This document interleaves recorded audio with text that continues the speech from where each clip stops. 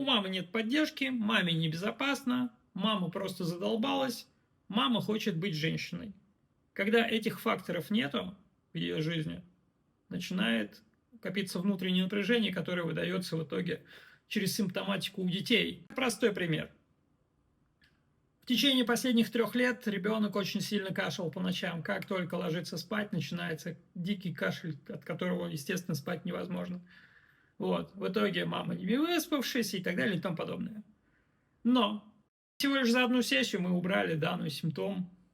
Ребенок начал спать спокойно, мама тоже начала спать спокойно. Начались первые шаги к естественной, нормальной, спокойной жизни.